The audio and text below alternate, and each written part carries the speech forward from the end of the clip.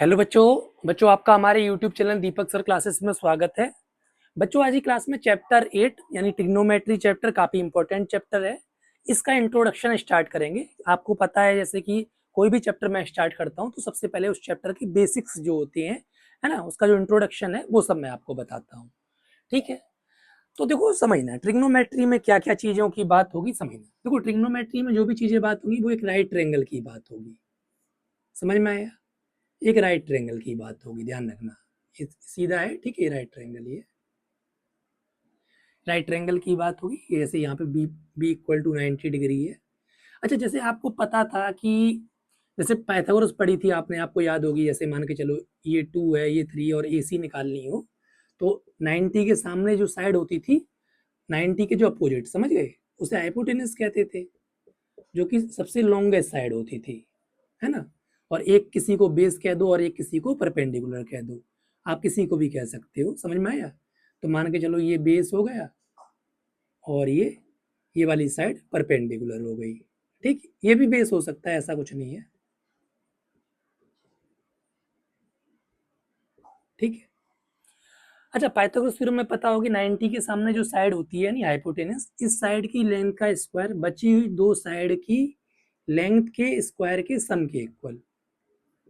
ठीक है, BC square plus AB square, ये हमारी पाइथागोरस थ्योरम हो गई। पता होगी ये, समझ में आ गया? मैं एक बार फिर से बता देता हूँ। अच्छा, पाइथागोरस थ्योरम से होता क्या था, जब राइट ट्रायंगल में ट्रायंगल की दो साइड्स की लेंथ पता होती थी तो हम थर्ड साइड की लेंथ निकाल लेते थे पाइथागोरस थ्योरम से। लेकिन अब सुनो, ट्रिग्नोमेट्री में क्या कर सकोगे आप। ट्रिग्नोमेट्री में अगर आपको एक राइट ट्रायंगल गिवन है और कोई एक एंगल गिवन है और एक कोई साइड की लेंथ गिवन है, जैसे मान के चलो ये PQR ट्रायंगल हो गया, राइट एंगल Q पर है, एक साइड की लेंथ 3 सेंटीमीटर है और मान लो ये एंगल 30 डिग्री है, तो आप बाकी साइड्स की भी लेंथ निकाल सकोगे केवल एक साइड्स की लेंथ गिवन होने पर और एक एंगल गिवन होने पर। समझाऊंगा धीरे धीरे, सब समझ में आएगा। ठीक है। अच्छा, अच्छा ध्यान रखना। ठीक है, समझ में आ रहा है? और इधर समझो, जैसे ये 90 डिग्री है। अच्छा, हम लोग ट्रिग्नोमेट्री में एंगल को ना थीटा कह देते हैं। क्या कह देते हैं? थीटा। जैसे ये थीटा हो गया, ठीक है, ये भी थीटा हो सकता है। मतलब जैसे आप एंगल बोलते थे छोटी क्लास में, angle angle 30 degree, angle 40 degree है, तो अब क्या बोलोगे? Theta 30 degree, theta 40 degree. अच्छा ध्यान से समझना, थीटा के सामने, थीटा के जो सामने साइड होती है, थीटा के जो सामने होती है वो कहलाती है परपेंडिकुलर। ठीक, परपेंडिकुलर। समझ में आया? और हाइपोटेनस हमेशा फिक्स रहती है, हाइपोटेनस 90 के सामने वाली। ठीक है, थीटा चेंज होने से हाइपोटेनस चेंज नहीं होगा, हाइपोटेनस हमेशा सेम रहेगा। और फिर एक ये बेस हो गया। ठीक, अगर मान के चलो थीटा ये होगा, थीटा मान लो ये होगा, तो थीटा के सामने वाली साइड क्या होती है? परपेंडिकुलर। तो परपेंडिकुलर MN होगा और ये आपका बेस होगा, यानी थीटा चेंज होगा तो परपेंडिकुलर और बेस चेंज हो सकते हैं। अच्छा सुनो, थीटा या तो यहाँ होगा या तो यहाँ होगा, ये तो 90 फिक्स है पहले से। समझ में आ रहा है? ट्रिग्नोमेट्री में जो भी बातें होंगी सब राइट ट्रायंगल के लिए बात होंगी। ठीक है, तो ध्यान रखना। अच्छा, ये भी चीज समझ में आ गई होगी। अब कुछ ट्रिग्नोमेट्रिक रेशियो बताता हूं आपको। ट्रिग्नोमेट्रिक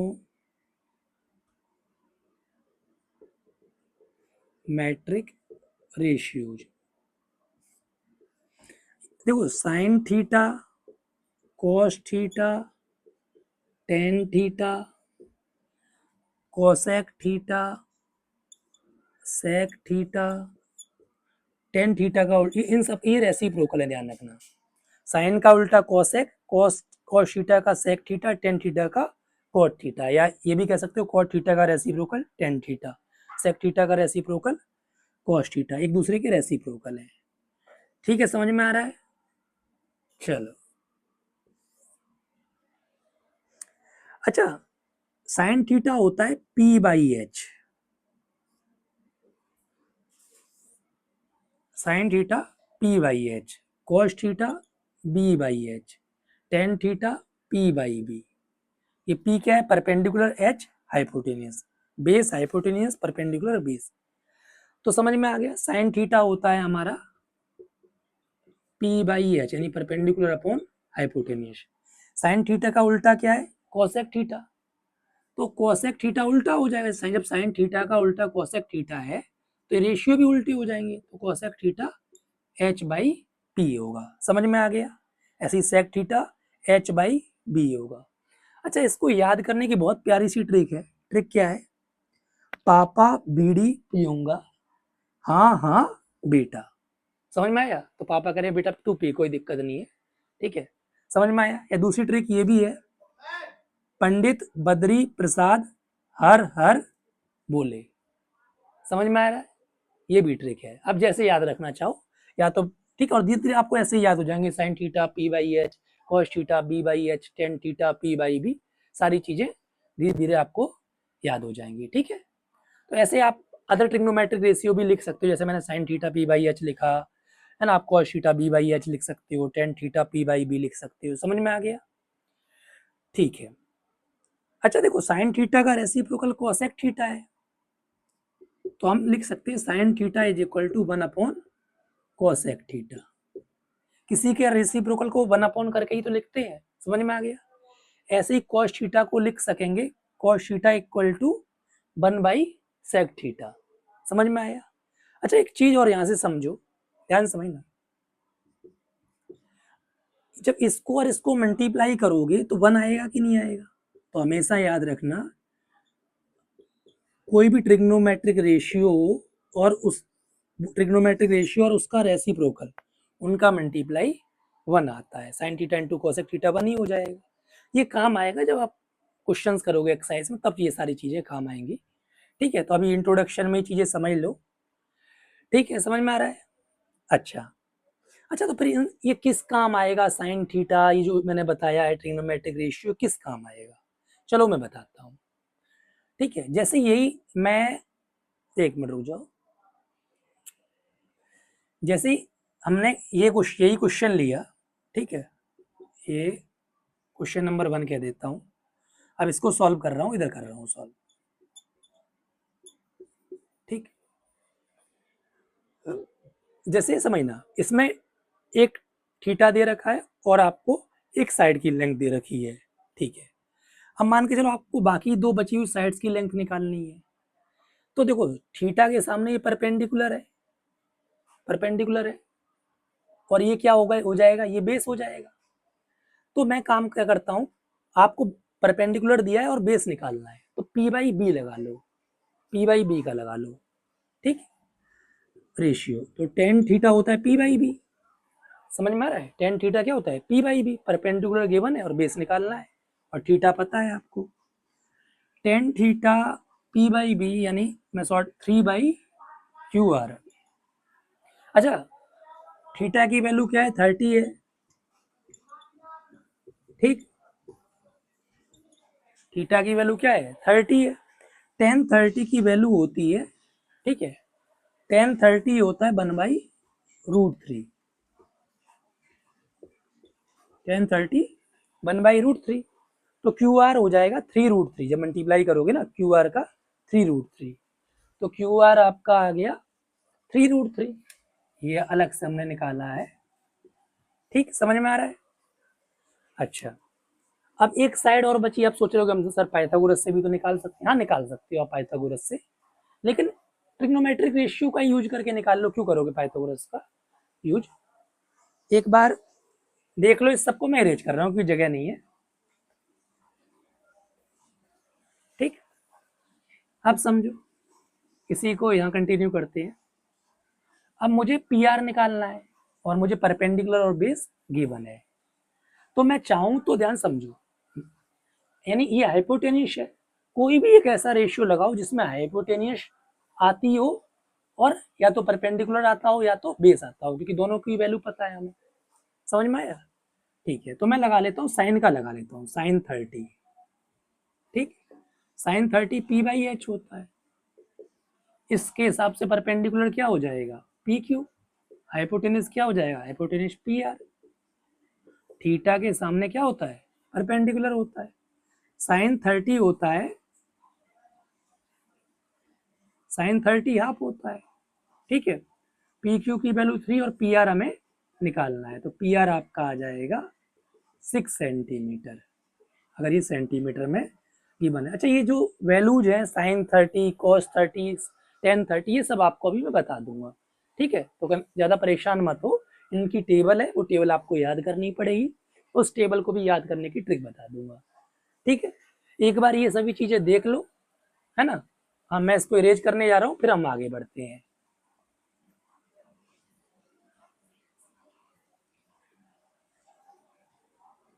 समझ में आ गया? तो ट्रिग्नोमेट्रिक रेशियो का क्या काम हुआ? ट्रिग्नोमेट्रिक रेशियो आपको, यानी अगर एक थीटा दिया है और एक ट्रायंगल की साइड्स दी है, तो बाकी अब बची हुई दो साइड्स निकाल सकते हो। क्लियर? ठीक है। अब ट्रिग्नोमेट्रिक टेबल की बात करूं,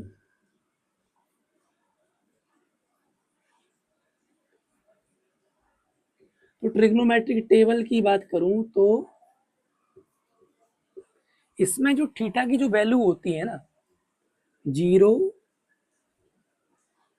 30, 45, 60, 90, ठीक है। अभी आपके सिलेबस में इतनी है, आप 11th में आओगे तो 90 के बाद भी है 180, 270, 360, ऐसे कुछ है ना।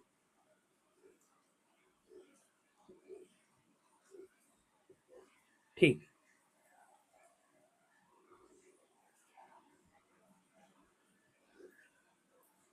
ये थीटा आपके हो गए 0, 30, 45, 60, 90।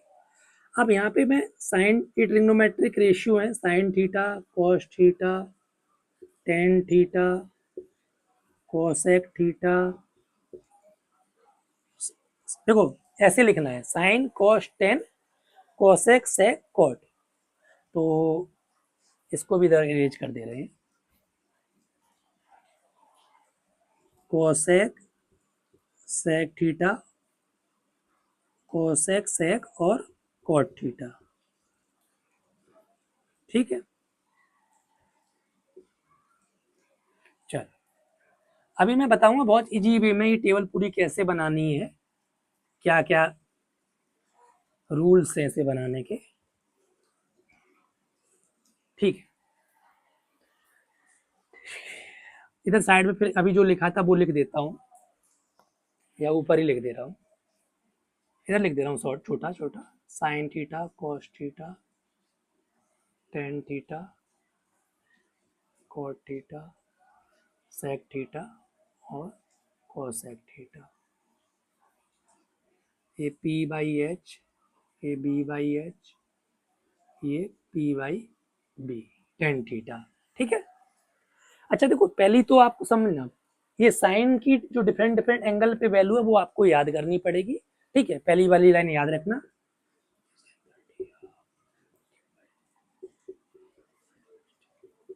ये वैल्यू आपको याद रखनी पड़ेगी, ठीक है।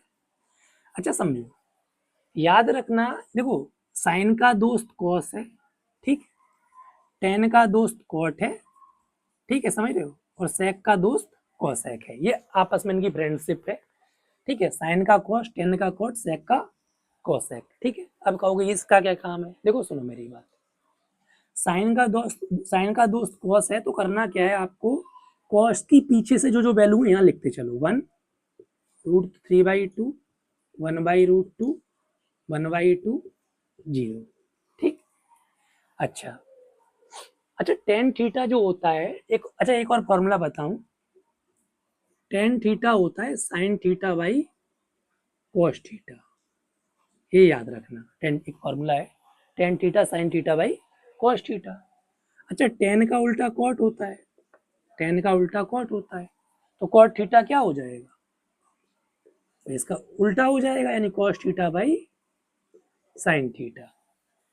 समझ में आ रहा है? अच्छा, कभी कंफ्यूजन हो कि cot theta cos theta by sine theta था, या tan theta sine theta by cos theta था, तो क्या कैसे याद रखना है, देखो कॉट है ना, तो सी ओ तो पहले सी ओ, या फिर अगर आपको याद रहता है तो कोई दिक्कत ही नहीं है, ठीक है।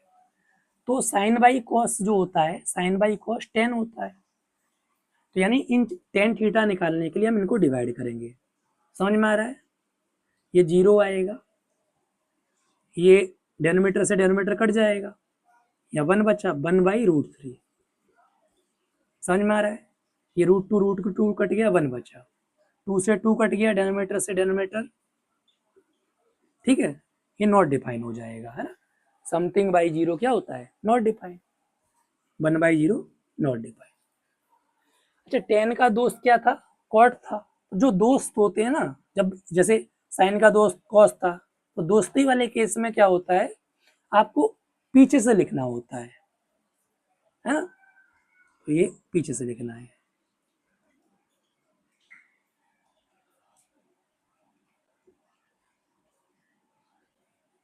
उल्टा लिख दिया, सॉरी सॉरी सॉरी। 10 का दोस्त, एक मिनट रुक जाओ,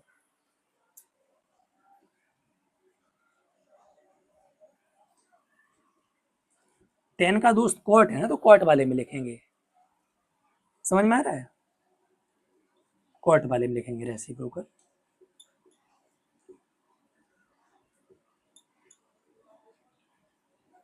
ठीक, समझ में आ गया? ठीक है। अच्छा, आप समझो, ये इतनी चीजें हो गई। अब कोसेक थीटा कैसे निकलेगा? कोसेक थीटा तो सेक थीटा का दोस्त है, लेकिन कोई एक पता हो तब तो हम पीछे से लिख सकते हैं। तो देखो, साइन का उल्टा क्या होता है? Cosec theta.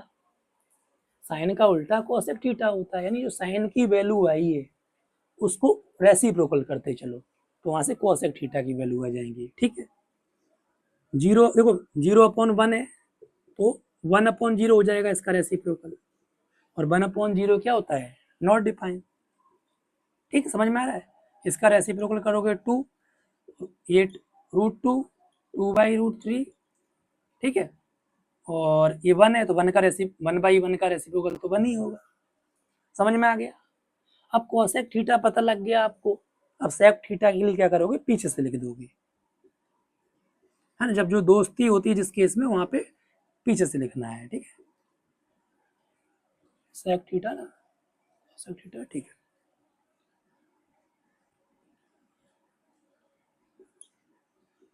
समझ में आ गया? तो देखो, टेबल बनाना काफी आसान काम है, कोई टफ काम नहीं है।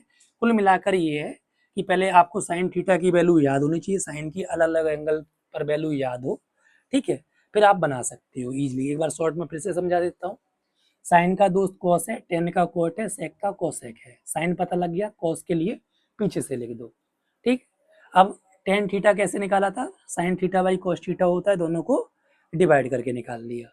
टेन थीटा का दोस्त कॉट थीटा है, तो कॉट थीटा के लिए पीछे से लिख दो। ठीक, समझ में आया? अब मान लो कोसेक थीटा निकालना था। कोसेक थीटा क्या होता है? साइन का रेसिप्रोकल होता है, तो साइन की वैल्यू को रेसिप्रोकल कर दिया। ठीक, तो कोसेक थीटा आ गया, और सेक थीटा के लिए पीछे से लिख दिया। चीजें समझ में आ रही हैं? लेकिन मैं आपसे एक चीज कहूंगा, आप साइन थीटा, कॉस थीटा और टेन थीटा की वैल्यूज को लर्न कर लेना। यानी आपसे अगर कोई पूछे साइन 60 कितना होता है, तो आप कहोगे √3/2 होता है। टेन 60 कितना होता है, तो √3 होता है। ये तीनों वैल्यूज आप याद कर लेना, आपके दिमाग में होनी चाहिए, आपकी जुबान पर होनी चाहिए। समझ रहे हो? क्यों? क्योंकि जो अगला चैप्टर है ना, चैप्टर नंबर 9, वो भी इसी पर एप्लीकेशन ऑफ ट्रिगो है ना। तो उसमें क्या है, ट्रिग्नोमेट्री रेशियो लगेंगे, टेन 60, साइन 60। तो आप सोचो, अगर आपको साइन 60 वहां लगाना है, तो क्या साइन 60 के लिए पूरी टेबल बनाने चलोगे? क्या टेन 60 के लिए क्या पूरी टेबल बनाओगे? तो sine cos, sign theta, cos theta, tan theta की वैल्यूज आप याद रख लेना। इन तीन की याद रख लेना मिनिमम। ठीक, इनसे काम हो जाएगा। ठीक है, तो देख लो एक बार इसको भी, देख लो। अच्छा, अब मैं आइडेंटिटीज बता देता हूँ आपको। ठीक है, जो इस चैप्टर का पूरा इंट्रोडक्शन बता रहा हूँ, मतलब जो तीन एक्सरसाइज है ना, तीनों एक्सरसाइज में जो जो फॉर्मूलेज लगेंगे, समझ रहे, वो सब यहाँ पे इस इंट्रोडक्शन वीडियो में कवर कर रहा हूँ। तीन आइडेंटिटीज हैं आपकी बुक में। Sine square theta plus cos square theta equal to 1। दूसरी आइडेंटिटी है sec square theta is equal to 1 plus tan square theta. ठीक, समझ में आ रहा है? क्लियर ना?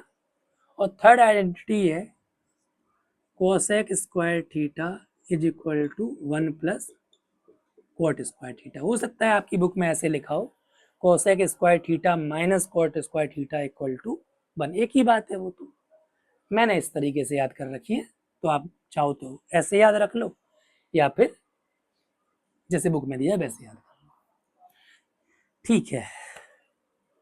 देखो सुनो मेरी बात, इस थोड़ा सा इस तरीके से लिखने में क्या है, दोनों का सेम पैटर्न टाइप का बन गया, जैसे 1 प्लस ये 1 प्लस ये।